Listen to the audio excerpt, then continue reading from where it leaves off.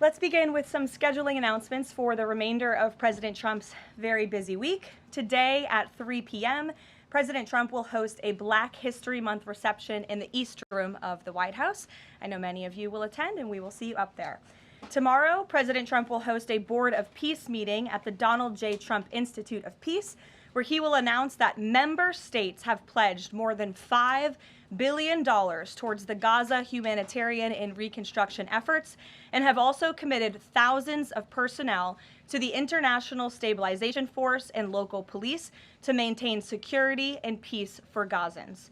Tomorrow afternoon, the president will travel to the great state of Georgia, where he will visit 2 local businesses and give a speech on his efforts to make life affordable for working people. On Friday, President Trump will host a working breakfast with governors in the East Room here at the White House. And on Saturday night, President Trump and the First Lady will host the annual Governor's Dinner. Next, I'd like to provide an update on the economy. We're seeing promising signs every day that 2026 is going to be a record successful year for the American people, just as President Trump promised them. The January jobs report shattered expectations, highlighting how the president's pro-growth economic agenda is fueling American prosperity. The economy added 172,000 new private sector jobs to kick off the year. That's more than 2.5 times economists' predictions. The labor force participation rate went up while the unemployment rate fell. The prime age labor force participation rate is now at its highest since 2001. Most importantly, 100% of all job creation under President Trump continues to be in the private sector. This is truly remarkable. That's 615,000 private sector jobs that have been added in President Trump's second term thus far. These are real working people. These are real American families who will be living out their American dream. Meanwhile, federal government employment has shrunk to its lowest level since 1966, saving taxpayers $29 billion annually. And all of the net job growth under President Trump has gone to native-born Americans, ending the disgraceful pattern under Joe Biden of job gains going to non-citizens and illegal aliens.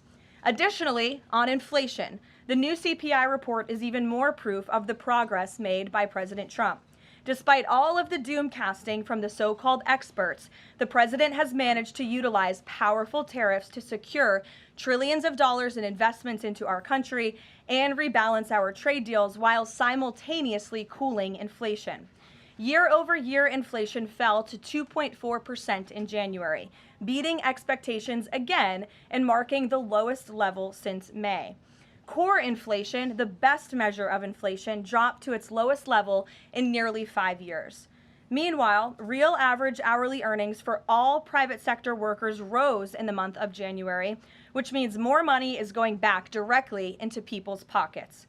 After only 1 year of President Trump back in office, real earnings for all private sector workers have outpaced inflation by nearly $1,400, earning back roughly half of the $2,900 they lost under Joe Biden when 40-year high inflation was stealing Americans' purchasing power.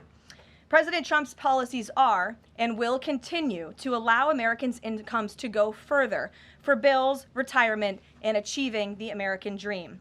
A key part of the American dream is buying a home, and that is finally becoming more affordable under this president. This past week, it was announced the annual mortgage cost for a new home has fallen by $4,000 so far under President Trump, after rising by roughly $15,000 under Joe Biden. As a result, mortgage affordability has reached a 4-year best following recent bold action by the president to make home ownership more attainable for American families, not large Wall Street corporate institutional investors. At the same time, national median rents have fallen to a 4-year low and have declined for 6 consecutive months. The annual rental cost for a new rental unit has fallen nearly $100 so far under President Trump, after rising more than $3,000 under Joe Biden. And many are crediting that to the president's deportation efforts to remove illegal aliens from our communities and therefore from housing that should be used for American citizens. At the grocery store, the price of eggs, dairy, cheese, fresh fruit, apples, oranges, potatoes, tomatoes, and butter have fallen since President Trump took office, and he is continuing to fight for even lower prices at the grocery store for the American consumer.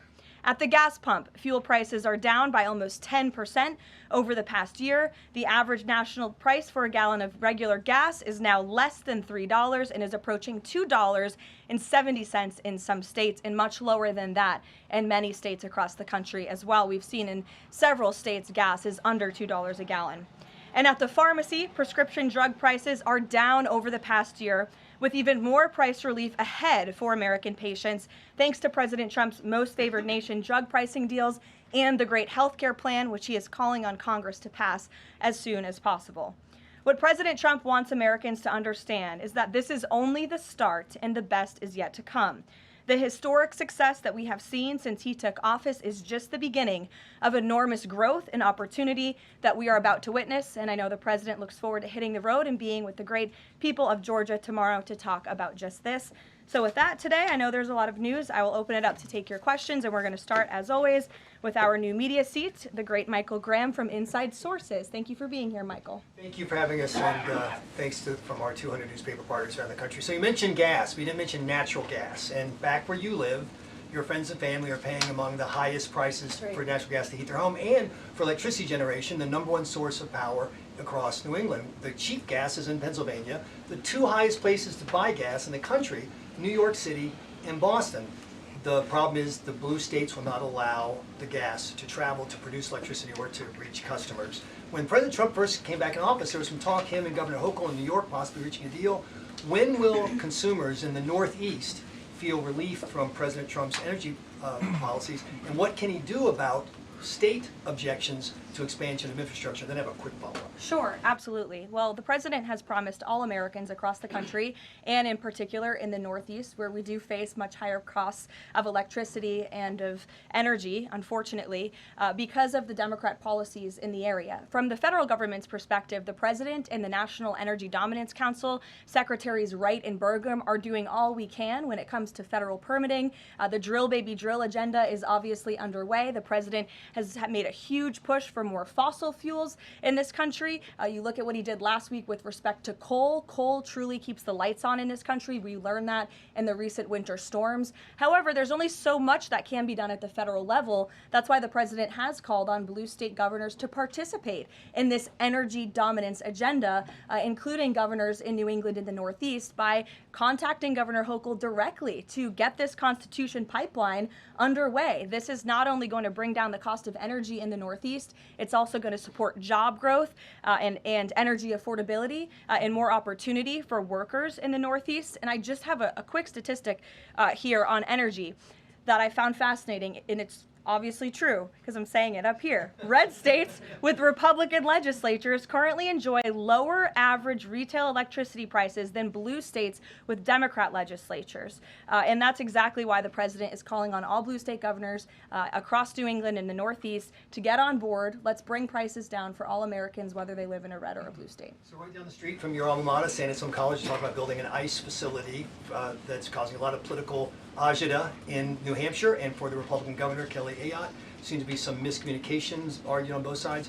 Even Republican supporters of Trump who live in the town say, we're not sure we want this. What's your message to the folks in New Hampshire about this proposed ICE facility? The message is that illegal immigration, while the border is secure, is still a problem across our entire homeland.